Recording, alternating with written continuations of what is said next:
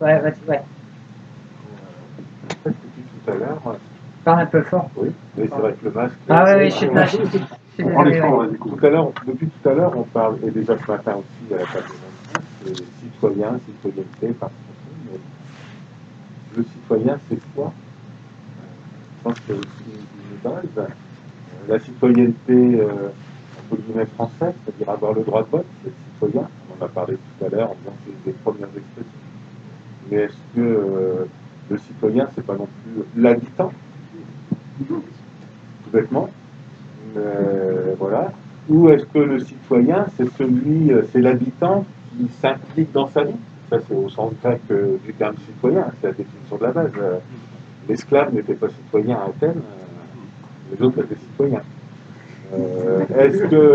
Et puis du coup, il y a cette marque qui a été dit tout à l'heure, puisque en fait, quand on fait des conseils de jeunes, des conseils d'enfants, on les considère comme des citoyens ou on les considère comme un apprentissage à la future citoyenneté. Euh, ben, je pense que c'est un point à éclaircir. Et quand tout à l'heure, on parlait des gens de la rue, moi, il se trouve que je travaille aussi avec la Pardap sur les demandeurs d'asile, et pour la plupart sont dégoûtés. Et quand on voit leur implication dans la vie associative, etc., eux, ils sont rien. Ils ne sont pas habitants, ils ne sont pas citoyens. Ils sont humains. Ils sont hommes et femmes. Ah, ça, c'est clair. On est tous humains sur la Terre. Il n'y a pas d'étrangers sur Terre. Et on voit bien comment ils s'impliquent dans la vie économique, dans la vie associative et dans la vie des quartiers en général. Enfin, je pense qu'il y a quelque chose à reposer là sur qu'est-ce qu'on met derrière le terme citoyen. Ouais, ça c'est ça renvoie à la notion de périmètre. C'est vrai qu'il y a par exemple des consultations publiques. Donc moi j'ai mon expérience en tant que France Nature Environnement, c'est via les consultations publiques autour des projets en fait. Et là, ce qui est intéressant, c'est que la consultation, elle n'est pas réservée a priori à telle ou telle catégorie. Il y a il y a les habitants, il y a les gens des communes qui vont s'exprimer. Et quand on répond à une enquête publique, on ne nous demande pas de prouver qu'on est résident dans la commune où il y a le projet, etc. Et ça, je pense que c'est vraiment quelque chose de positif. Ouais. Moi, je retiens, effectivement, il faut questionner chacun des termes de la problématique que l'on a posée. D'autres des interventions là? Je voulais compléter sur les outils parce que je trouve que vous avez posé une question importante. Et ça revient aussi quelquefois au rôle des élus et des élus locaux.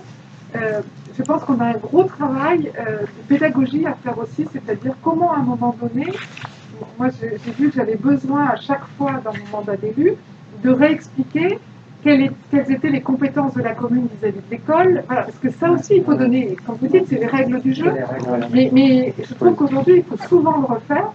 C'est-à-dire que souvent on vient vers nous avec des revendications qui, alors c'est pas pour autant qu'il ne faut pas les prendre en compte, hein, parce que jouer la patate chaude, ça on fait bien, mais c'est quand même comment à chaque fois réexpliquer qu'effectivement il y a des niveaux, il y a des compétences, il y a des choses sur lesquelles on peut intervenir, d'autres non. Et ça je pense que c'est aussi redonner du pouvoir d'agir aux personnes, et ça on a sûrement, alors tu sais, hein, moi je suis d'une génération où on avait ça un petit peu avec le sel dans la soupe, et qu'aujourd'hui on se rend bien compte qu'il faut redonner toutes ces clés-là et qu'on a effectivement toute une partie de la population qui devient invisible, enfin qui sont des personnes, alors il y a ceux qui sont sans droit ni titre, j'allais dire, hein. On fabrique ça aujourd'hui, c'est quand même c'est inquiétant, mais on a aussi des personnes qui de fait dans un discours qui vient d'en haut fait disparaître des personnes. Je l'ai dit ce matin, mais je trouve que de dire qu'à un moment donné, des personnes ne peuvent pas avoir accès à une aide monétaire durable, parce que sinon, ils ne vont pas se remettre au travail. Enfin, c'est empêcher ces personnes-là de faire. On leur met un bâillon, c'est pas un masque, c'est un bâillon qu'on leur met. Déjà, on leur a mis le masque, et là, on met un bâillon. Et donc, c'est aussi, parce que ça, ils sont aussi des citoyens, des habitants, des citoyens, et aujourd'hui, je trouve que dans certains discours, effectivement, il y a des catégories, vous avez raison de proposer ça, C'est-à-dire comment, à un moment donné, on appartient à une même communauté, et c'est cette fois, on doit faire quels sont les communs qu'on partage, et qui vont définir qu'à un moment donné, on est un citoyen. Denis? Oui, je rebondis là-dessus. Enfin, je pense que c'est très important parce que ça peut. Enfin, bon, la députée n'est pas restée, mais voilà, bon, c'est peut-être un mode de participation aussi. Je pense qu'on ne peut pas faire l'entrée par le vote. Si on fait l'entrée par ceux qui votent, ben, la participation, on voit bien ce qu'elle est, quoi. Hein, elle est très réduite. Et même si on fait par le droit de vote, alors du coup, effectivement, les enfants ne le sont pas. Tu disais que, bon, effectivement, les esclaves n'avaient pas été, mais les femmes n'ont pas été pendant très longtemps, enfin voilà, etc. Donc voilà. Donc, du coup, on ne peut pas faire cette entrée-là que parmi les outils de l'expression citoyenne, lié le vote et la participation à la démocratie participative, oui. Et ça ne peut pas être le seul moyen de faire participer les gens, autrement, voilà, on est dans une exclusive et on est dans une population. Voilà. Je trouve intéressant, alors, je ne sais pas les mouvements, mais je trouve intéressant, par exemple, l'évolution d'ATD Carmonde sur le nom d'ATD Carmonde. ATD, ça voulait dire aide à toute détresse. Donc, ça a été créé. Mouvement caritatif, voilà, charité chrétienne, voilà, etc. Il y a des pauvres, il faut les aider, on les aide dans leur détresse, sous-entendu, il faut leur donner à manger, à se loger, etc. etc. Évolution du terme. Hein. Aujourd'hui, ATD, ça veut dire agir tous pour la dignité. Et je trouve ça très intéressant comme évolution. C'est-à-dire que tout d'un coup, on passe de l'idée qu'il faut aider quelqu'un, à il faut imaginer la dignité de tous. Et la dignité de tous, ça passe par la participation. C'est-à-dire que tout le monde a son mot à dire. Et le plus pauvre, il a autant d'expressions à avoir que le plus riche. Et donc, il faut construire d'autres espaces, parce qu'évidemment, on ne les voit pas. Et je trouve ça très intéressant, cette réflexion-là.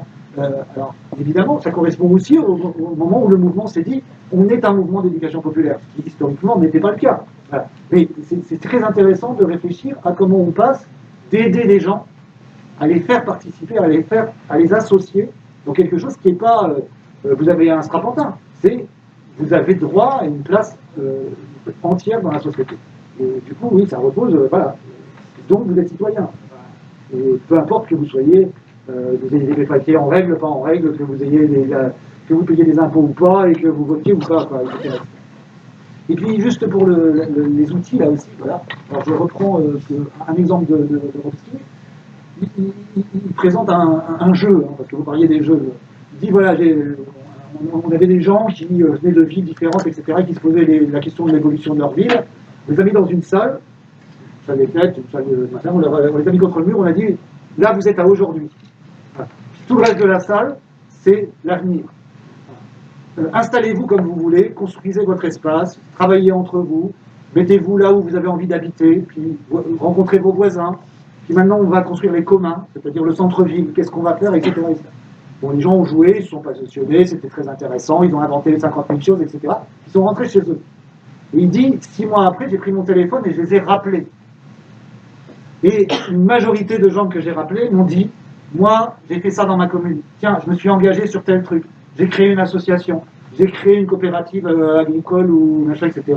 Parler de la boulangerie tout à l'heure, etc. Voilà. C'est-à-dire que le jeu, l'imagination, ils n'avaient rien créé, ils sont sortis du gymnase, ils n'avaient rien fait. Mais dans la tête de chacun, il s'était dit, c'est possible. Et si c'est possible dans le jeu, je vais peut-être pouvoir le faire aussi dans la vraie vie.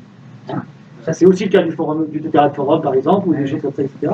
C'est-à-dire, on passe tout d'un coup un cap en se disant, je peux participer.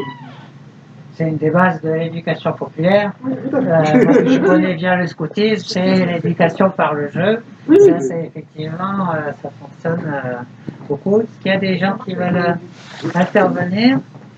C'est juste dire que ça marche très bien avec les adultes. Ça marche très bien avec les adultes. Oui.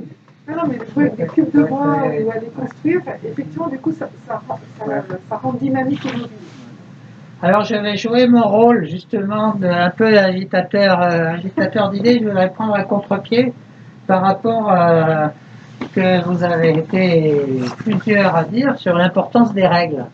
Je me demande si il ne faut pas pouvoir discuter ça. Donc il y a pas mal de cas où en fait on se rend compte que l'expression l'expression citoyenne, elle fonctionne justement par un désaccord vis-à-vis de la règle. Souvent, c'est ça l'expression citoyenne. Donc, ça ouvre la question de la désobéissance civile, des leviers d'action qui sont atypiques. Nous, moi, je vois bien à FNE parce que nous, on est association.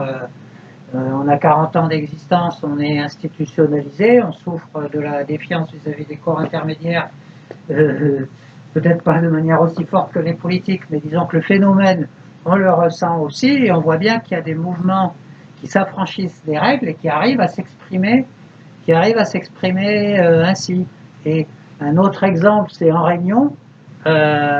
On a tous vécu ça dans des réunions publiques ou autres. Vous avez à un moment donné quelqu'un qui va prendre la parole, qui va dire un truc qui n'a rien à voir avec l'ordre du jour, de manière plus ou moins agréable ou désagréable, et finalement il s'exprime. Et la question c'est, là je vais me retourner vers vous, c'est qu'est-ce qu'on fait avec ça? Et peut-être on va recommencer par Michel, Césaire, qu'est-ce qu'on fait avec des modes d'action qui sont un peu en dehors des clous quand même. Oui, en fait, ça fait partie du vivant. Quand je parlais tout à l'heure d'auto-organisation et des mécanismes du vivant, je pense qu'on est, il faut de l'entropie et de la négantropie. Hein. Ouais, il faut expliquer l'entropie. Ouais, il faut expliquer, moi, je ne vais pas rentrer là-dedans, mais en fait, c'est trop tard.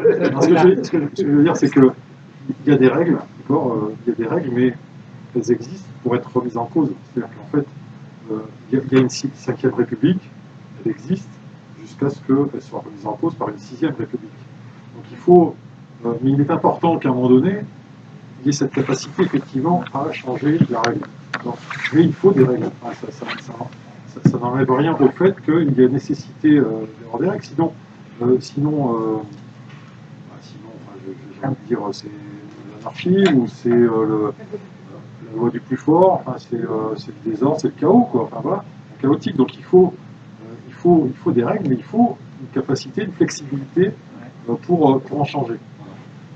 Donc c'est dommage aujourd'hui, par exemple, que on vive toujours sous des règles qui ont été dictées en 1958 par le général de Gaulle dans un contexte qu'on connaît, qui était celui de la guerre d'Algérie, où il fallait donner de la puissance.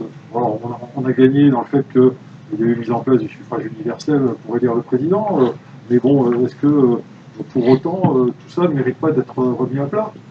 Donc voilà, mais des règles, et les règles ont vocation à être changées, à évoluer. C'est intéressant, je disais tout à l'heure, quand on est avec les enfants, on peut les amener eux-mêmes justement à édicter les règles, parce qu'ils se rendent compte que sans règles, ça ne fonctionne pas. Je pense particulièrement, il y a beaucoup de jeux de plateau où c'est le premier qui arrive qui gagne, et puis on a vu se développer les jeux coopératifs, où effectivement la règle du jeu ne devient pas de 1 contre tous, mais il faut se mettre ensemble pour arriver à... Et donc, ce qui est intéressant quand on fait ça avec les enfants, c'est que ça vient interroger la règle précédente, et je trouve qu'il faut aussi montrer que les règles, elles peuvent changer, mais qu'elles doivent être adaptées. Et j'en profiterai parce que je pense qu'on vit actuellement une situation avec la pandémie. On accepte des règles parce qu'on se dit qu'elles seront passagères. Et je pense que ça va venir tous nous interroger. Je me souviens très bien de Christiane Taubira qui était inquiète en disant à chaque fois qu'on réduit la liberté, c'est toujours très compliqué. Il y a toujours une bonne raison, avec toute la bienveillance du monde, de ne pas y revenir. Et je pense que là, on va avoir une expression citoyenne forte à avoir, dire à quel moment on va aussi revenir à des choses normales. Parce que là, on vit justement, il y a des règles qui ont complètement changé, alors qui s'adaptent. Et puis il y a des règles qui ont complètement explosé au niveau économique, avec lesquelles peut-être il faudra continuer. Alors, on a vu comment, effectivement, tout d'un coup, il y a un certain nombre de choses qui étaient soi-disant la veille de la pandémie, qui étaient impossibles, et on voit bien aujourd'hui que ça devient possible.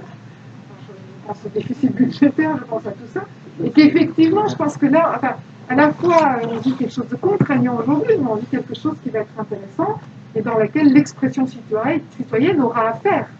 Voilà, donc ça paraît important. Alors, je partage tout à fait l'idée qu'il faut des règles.